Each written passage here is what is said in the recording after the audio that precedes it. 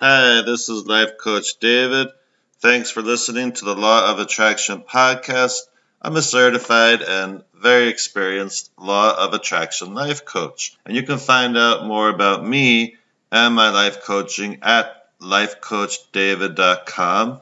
Today I'm going to continue reading from and discussing the book Money and the Law of Attraction, Learning to Attract Wealth, Health, and Happiness, written by Esther and Jerry Hicks, which is the teachings of Abraham. But before I get to the book, I wanted to share a really nice win that one of my clients had. He came to me because he wanted coaching on how to use the law of attraction to help him attract a new job, a better job. So we went through all the aspects of what he wanted in detail, and he used all the processes and techniques he got from coaching, and it only took about 4 weeks, and he saw a few ads for jobs that looked very close to what he wanted, and one in particular was exactly what he wanted, and he got called back 5 times for that job, and I just found out he got the job. So that's very exciting, and it just shows the law of attraction works if you know how to use it in the right way. So that's very exciting for all of us because it just demonstrates that. And now I'm going to continue reading from Money and the Law of Attraction, and this section is called My Universe Responds to My Attention to ... Most people believe or want to believe that everything in the universe responds to their words in the same way that other people around them can sometimes be trained to behave. When you tell someone, "Yes, come to me," you expect them to come. When you say, "No, go away from me," you expect them to go. But you live in an attraction-based universe, an inclusion-based universe, which simply means there is no such thing as no. When you give your attention to something wanted and you say, "Yes, come to me," you include it in your vibration, and the law of attraction begins the process of bringing it. But when you look at something unwanted and say, "No, I do not want you, go away," the universe brings that also. Your attention to it, and therefore your vibrational alignment with it, is what's causing the response, not your words. And so as you say, "Perfect health, I seek you, I want you, I bask in the idea of perfect health," you are attracting health. But as you say, "Sickness, I do not want you," you are attracting sickness. As you say, "No, no, no," it's coming closer and closer and closer, because the more you struggle against something that you do not want,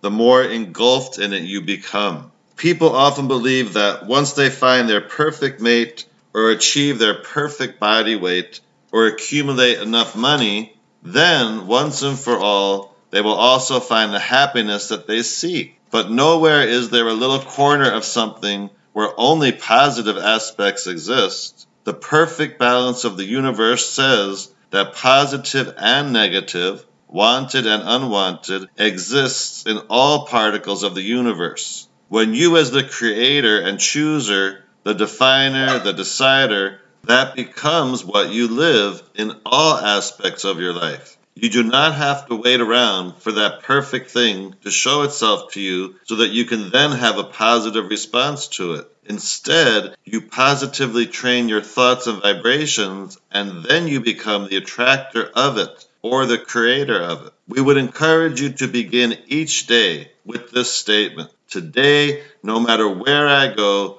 no matter what I'm doing, and no matter who I'm doing it with, it's my dominant intent to look for what I am wanting to see." Remember, when you awaken in the morning, you are reborn. While you have slumbered, all attraction has stopped. That sequestering away for a few hours of sleep, where your consciousness is no longer attracting, gives you a refreshing new beginning. And so unless you wake up in the morning and begin regurgitating what troubled you the day before, it will not trouble you in your new day, in your new birth, in your new beginning. Once a woman said to us, "I recently found out that I'm going to be attending 3 or 4 holiday parties, and as soon as I heard that, I started thinking, oh no, Mary's going to be there, and then she's going to be gorgeous." I started immediately comparing myself to other people. I'd like to stop doing that and feel good about me and just enjoy the parties, no matter who's there.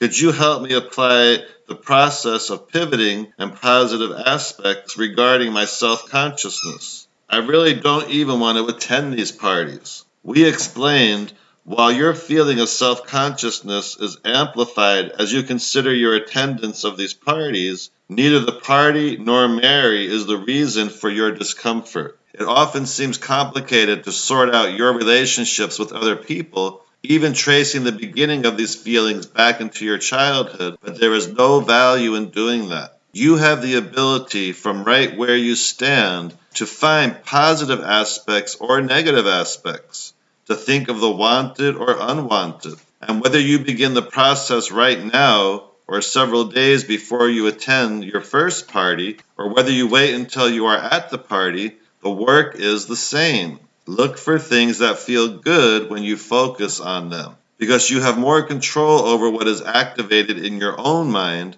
it is usually much easier to find the positive aspects of a situation before you're standing right in the middle of it. If you do imagine the situation as you want it to be, and you do practice your positive response to the upcoming situation, then when you're at the party, you will witness the control that you set into motion days before. You cannot feel good and bad at the same time. You cannot focus upon wanted and unwanted at the same time. If you have trained your thoughts to what you consider to be good or wanted before you arrive at a party, the law of attraction will deliver to you things that feel good and are wanted. It really is as simple as that. If you want to feel different in these upcoming parties than you have felt at parties in previous years, you must begin telling a different story, a better story. The story that you have been telling goes something like this. I'm only invited to these parties because of my relationship with my mate. It really isn't important to anyone that I'm there. I'm not really a part of his work environment, and I don't really understand most of the things that they're interested in. I'm an outsider. Mary doesn't feel like an outsider like I do. Her confidence is obvious in the way she dresses and carries herself. I always feel less attractive, less smart, less everything when I'm near her. I hate feeling like this. I wish I didn't have to go. Here's an example of an attempt at a better feeling story. My mate is well respected at his firm. It's nice that his company occasionally provides an opportunity for people who work there to include their spouses and to get to know each other. No one there expects me to be up to speed with the inner workings of that environment. In fact, this will be a party where they will probably enjoy thinking about other things than work. Life is much larger than what happens at my husband's office, and since I'm never there, I may very well appear to be a breath of fresh air to many of them because I'm not bogged down in the things they're troubled about. Mary seems light and friendly. She's clearly not bogged down in office politics or problems. It's fun to watch her. She's interesting. I wonder where she buys her clothes. They're very pretty, the things she wears. You see, it's not necessary that you sort out every insecurity that you have ever felt and use this office party as a means to solve it. Just find something positive to focus on and feel the benefit of having done so, and in time, Mary will be a non-issue or maybe a friend. But in any case, it's your decision to make and your vibrational practice to make it so. Our friend Jerry asked of us, it seems to me that the majority of my discomfort is felt because I'm observing others who are in pain. How could I use the pivoting process to not feel pain about their pain? We explained, whatever the subject of your attention, it contains things that you want to see as well as things you do not want to see. The pain you are feeling is not because the person you are observing is in pain. Your pain is because you have chosen to look at an aspect of them that causes you to feel pain. There's a big difference. Of course, if this person were not feeling pain but were instead joyful, it would be easier for you to feel joyful. But you must not rely on conditions changing in order to control the way you feel. You must improve your ability to focus positively regardless of the condition. And to do that, it helps to remember that every subject has wanted and unwanted within it, and that if you are deliberate, you can find something that feels better. Of course, it's easier just to observe something that is right before your eyes than it is to deliberately sift for things that you would prefer to see. However, when it really matters to you that you feel good, you will be less willing to merely lazily or sloppily observe, for your desire to feel good will inspire a greater willingness to look for positive aspects. Also, the more often you do look for good-feeling things to focus on, the more of those kinds of good-feeling things the law of attraction will bring to you, until in time you will be so positively oriented that you simply will not notice the things that don't match your positive orientation. A mother once said to us, in response to our advising her to ignore her son's problems, "But won't he feel like I've abandoned him? Shouldn't I be there for him?" And we explained to her that there is no abandonment in focusing upon the positive aspects of her son's life. And there is powerful value in abandoning any thought that does not feel good when you think them. We said, you never help anyone by being their sounding board for problems or complaints. By holding an image of improvement in your son's life, you help him move towards that. Be there for him and call him there to a better feeling place. When it's your deliberate intention to feel good, and you really care about how you feel, you will find more and more thoughts about more and more subjects that do feel good. And then you will be better prepared to interface with others who could be feeling good or bad. Because of your desire to feel good, you will have pre-paved your experience with others with whom you will be interacting. And then it will be much easier for you to focus positively about their situation, no matter what sort of mess they're in. But if you have not been tending to your own vibration, and you have not been consistently holding yourself in good-feeling thoughts, then you may be swept away into their situation, and then you may very well feel discomfort. We just want to emphasize that you are not feeling their pain caused by their situation, but instead you are feeling your own pain brought about by your own thinking. There is great control in that knowledge, and in fact, true freedom. When you discover that you can control the way you feel because you can control the thoughts you think, then you are free to joyously move about your planet. But when you believe that the way you feel is dependent upon the behavior and situation of others, and you also understand that you have no control over those behaviors or situations, you do not feel free. That, in fact, was the pain you were describing. Jerry said to us, "So when I take my attention off of those who are in trouble, I'll feel good?